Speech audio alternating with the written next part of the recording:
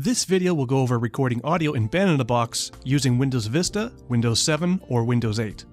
I will go over how to record audio using a very basic setup, a built-in sound card, and a microphone plugged directly into the computer. To prepare for recording, hit the Record Audio button. This will open a window that provides you with everything you need to record. The first thing to do is to check the input level. Tap on the microphone and make sure that the input VU meters light up. The VU meters are not lighting up, so I need to make sure that the right input is selected. This button will launch the recording control panel that is a part of Windows. To get to the same sound control panel through Windows, click on Start, Control Panel, Sound, and choose the Recording tab. If you do not see this in your Windows control panel, for example, it looks like this instead, then you can click on View By and choose either large or small icons. This window should look the same on all computers. However, the devices in the list will look different because most PCs have different audio hardware. When you are recording audio with RealBand or Band-in-a-Box using MME drivers, the active input will be the device with the green check on it.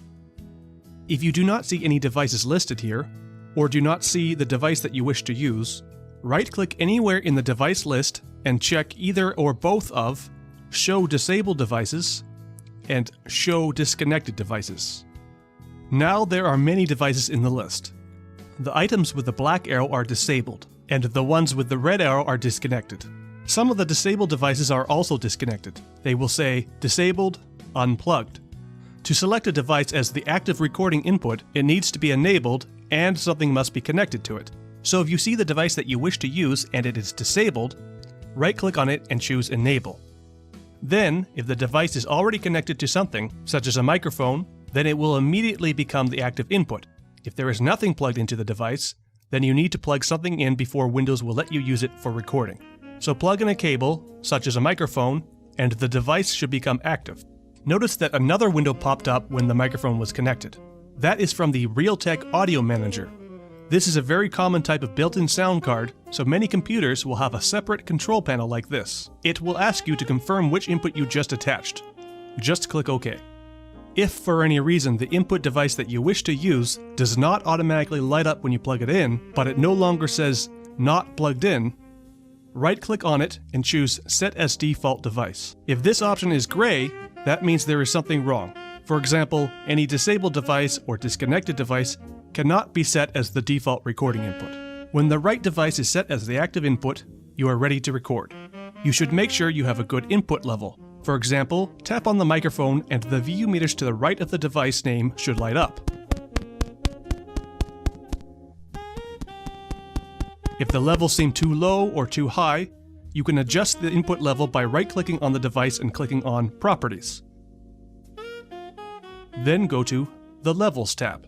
Depending on the input, you will have one or two controls for adjusting the input level. It is best to use the first fader, and if there is a boost fader as well, only use that if the first fader is already as high as it can go and you need the level to be higher.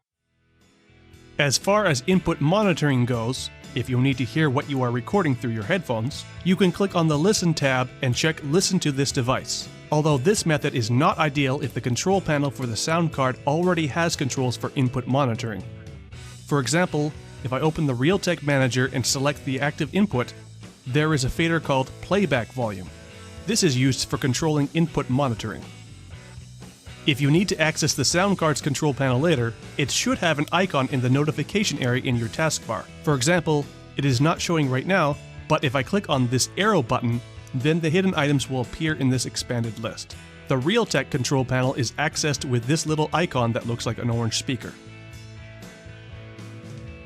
So now I am ready to record in Band-in-a-Box. I will record from the start of song, and it is a good idea to record only a few bars to make sure everything is working. So just hit the record button, and the song will begin.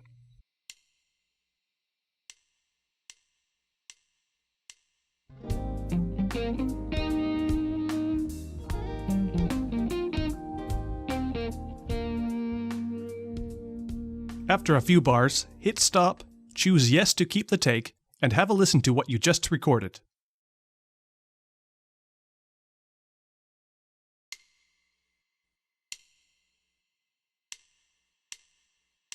Any audio that you record will go onto the audio track, so expanding the mixer by clicking the Audio Plus button will give you the controls for it.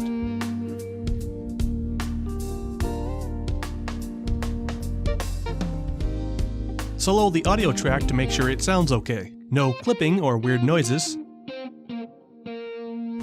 So now that this recording setup is working, you can record any song in Band in a Box without any additional setup.